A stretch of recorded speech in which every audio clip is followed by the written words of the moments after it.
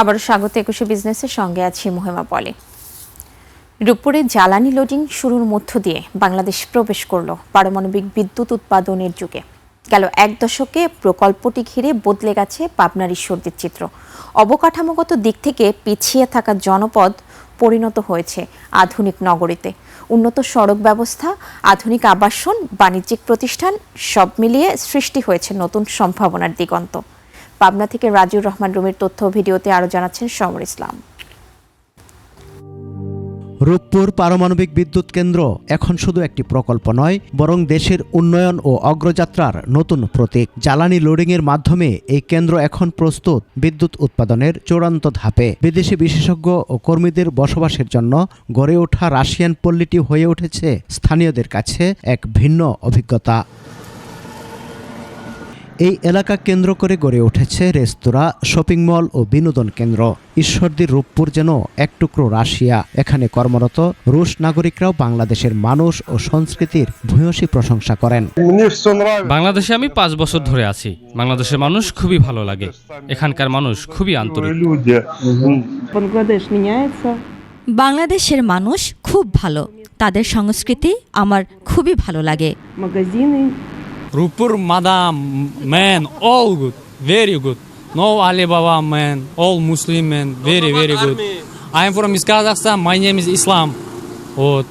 I am Muslim.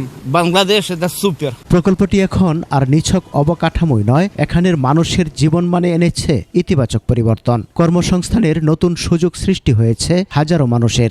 আসি বসে জিনিসপাতি কেনে, এমন ভালো সম্পর্ক। ওরা মানুষ ভালো। ভাষার দিক থেকে তারা ইংরেজি একটু কমই বোঝে, তো আমাদের দিক থেকে আমরা যেটুক দোকান চালানোর মতো ভাষা বলা দরকার বা যেটুক তাদের বোঝানোর মতো সক্ষমতা আমাদের আছে সেটুক ভাষা আমরা জানি। তাদের ব্যবহারটা অনেক ভালো। রূপপুর পারমাণবিক বিদ্যুৎ কেন্দ্র সামগ্রিক পরিবর্তনের প্রতিচ্ছবি হয়ে এগিয়ে যাবে, এমনটাই প্রত্যাশা সংশ্লিষ্টদের। সমর ইসলাম, ২১শে টেলিভিশন।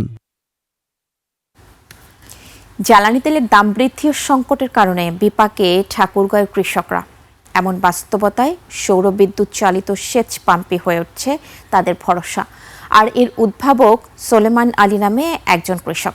এতে একদিকে খরচ কমছে, অন্যদিকে তেল ও বিদ্যুৎ সাশ্রয় হচ্ছে, পরিবেশও থাকছে সুরক্ষিত।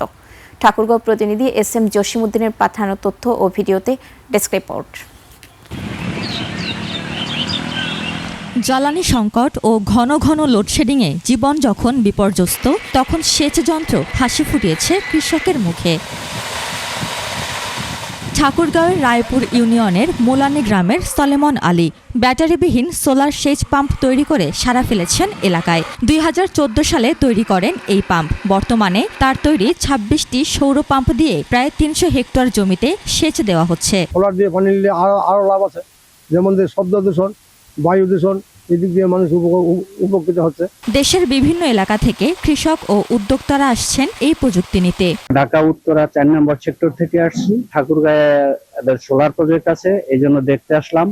আমাদের দেখে পছন্দ হয়েছে। হিউমিডিটি ঠিক রাখার জন্য বিদ্যুতের কন্টিনিউয়াস ফ্লো দরকার, এবং সেটা একমাত্র সোলাই সাপোর্টটা দিতে পারে। কৃষকরা জানিয়েছেন, ডিজেল চালিত পাম্পে 1 বিঘা জমিতে সেচ দিতে খরচ হয় 5 থেকে 6 হাজার টাকা। সেখানে সৌর পাম্পে খরচ নেমে এসেছে 2.5 থেকে 3 হাজার টাকায়। পাম্পে তেল পাওয়া যাচ্ছে না ঠিক মতো, দোকানগুলিতে তেল পাওয়া যাচ্ছে না, এবং কি অর্থনৈতিক অর্থ আমাদেরকে বেশি লাগতেছে।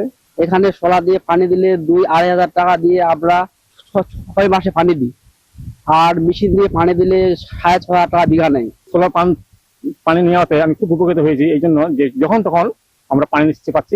সৌর সোলার সেচ পাম্প ব্যবহারে কৃষকরা লাভবান হচ্ছেন। এই প্রযুক্তি সম্প্রসারণে কাজ করছে জেলা কৃষি বিভাগ, জানালেন এই কর্মকর্তা। আমরা কিন্তু হচ্ছে যে এটা মানে যাতে সহজলভ্য হয় কৃষকের কাছে, কৃষক যাতে সহজেই এই সিস্টেমটা ইউজ করতে পারে, সেই জন্য কিন্তু আমরা বিভিন্ন ফোরামে কৃষকদেরকে আর্থিকভাবে, প্রযুক্তিগতভাবে সহায়তা প্রদানের জন্য আমরা কথা বলছি। শুধু সেচ নয়, এই সৌর প্রযুক্তি দিয়ে চালানো হচ্ছে পোল্ট্রি ফার্ম, টিভি, ফ্যান এবং লাইটও। উপমা রায়, ডেস্ক রিপোর্ট, ২১শে টেলিভিশন। কৃষি ও পরিবহন সহ জ্বালানির সরাসরি প্রভাব আছে এমন বেশ কয়েকটি খাতে সরকারকে ভর্তুকি দেওয়ার পরামর্শ দিয়েছেন গবেষণা প্রতিষ্ঠান সিপিডি নির্বাহী পরিচালক। জীবনযাত্রায় জ্বালানির মূল্যবৃদ্ধি বিষয়ে এক ছায়া সংসদে তিনি আমদানি পণ্যে কর কমানোরও পরামর্শ দেন। আদিত্য মামুনের রিপোর্ট। জীবনযাত্রায় জ্বালানির মূল্যবৃদ্ধি বিষয়ক এই ছায়া সংসদ দ্রব্যমূল্যের ঊর্ধ্বগতি, বাজার ব্যবস্থার অস্বস্তির চিত্র তুলে ধরেন বক্তারা। জ্বালানি তেলের বৃদ্ধির কারণে কিভাবে আমাদের দেশের মানসপিকার দ্রব্যমূল্যের দাম বৃদ্ধি পাচ্ছে। আলোচনায় যোগ দিয়ে সিপিডি নির্বাহী পরিচালক ডক্টর ফাহমিদা খাতুন বলেন, জনগণের কথা বিবেচনায় নিয়ে সরকারকে এগিয়ে আসতে হবে। কয়েকটি ক্ষেত্রে কর কমিয়ে দেওয়ার পরামর্শ দেন তিনি। সরকারের তো কমিটমেন্ট থাকে সাধারণ জনগণের জীবনে কিছুটা স্বস্তি দেওয়া, সেই স্বস্তিটা দিতে যেয়ে তাদেরকে এই ধরনের পদক্ষেপ নিতে হয়। আমরা দেখি যে যখন বিশেষ করে ধরেন রোজার মাস যখন আসে তখনও কিন্তু আমদানিকৃত পণ্যের উপর থেকে এই করগুলা তুলে দেওয়া হয় যে সমস্ত পণ্য, এবং এটার ফলাফলও পাওয়া যায়। কৃষি, পরিবহন সহ জ্বালানি দামের বিরূপ প্রভাব মোকাবেলায় ভর্তুকি দেওয়ার দাবি জানান সিপিডির নির্বাহী পরিচালক। টার্গেটেড ভর্তুকির কথা সবাইকে না দিয়ে কিছু কিছু তাদেরকে তারা যে সমস্ত পণ্য কিংবা যে সমস্ত খাতে তাদের ব্যয় হয় তাদের জন্য ভর্তুকিটা দেওয়া প্রয়োজন। সেই সাথে কেন্দ্রীয় ব্যাংক, পুঁজিবাজার, রাজস্ব বোর্ডের জনমুখী সংস্কার জরুরি বলেও উল্লেখ করেন ফাহমিদা। আসন্ন বাজেটে ব্যয়ের খাত কমানোর পরামর্শ দেয়া হয় অনুষ্ঠানে। আমরা এমন একটা বাজেট করব না যেখানে প্রচুর ব্যয়ের একটা খাত থাকবে। আদিত্য মামুন, 21 টেলিভিশন, ঢাকা। কয়েকদিনের টানা বৃষ্টি আর উজানের ছলে বিপর্যস্ত বিভিন্ন জেলার কৃষি আবাদ। সুনামগঞ্জে ভারী বৃষ্টি ও পাহাড়ি ঢলে হাওরের বাঁধ ভেঙে ডুবে গেছে হাজার হাজার হেক্টর জমির ফসল। ফলে হাওড়াঞ্চলে নেমে এসেছে চরম বিপর্যয়। পাকা ধান ডুবে যাওয়ায় দিশেহারা কৃষক, জলাবদ্ধ জমিতে বাড়তি মজুরি দিয়েও মিলছে না শ্রমিক, এতে খেতেই নষ্ট হচ্ছে ফসল। শেষ সম্বলটুকু রক্ষা করতে কৃষকরা বুক সমান পানিতে নেমে আধা পাকা ধান কাটছেন। কৃষি অধিদপ্তর জানায়, জেলায় প্রায় 24,000 কৃষক এখন নিঃস্ব হওয়ার পথে, আর ফসল নষ্ট হওয়ায় আর্থিক ক্ষতির পরিমাণ প্রায় 200 কোটি টাকা।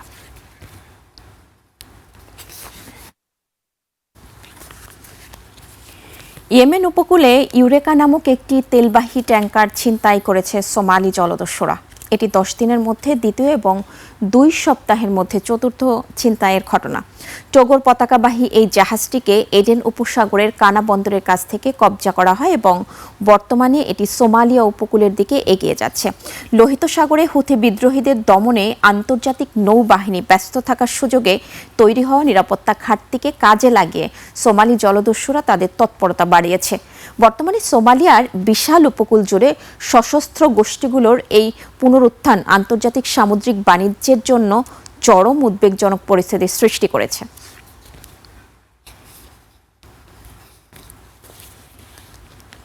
জানাবো এশিয়ার প্রধান শেয়ার বাজারের খবর। সূচকের মিশ্র প্রবণতা দেখা যাচ্ছে এশিয়ার বেশিরভাগ পুঁজিবাজারে।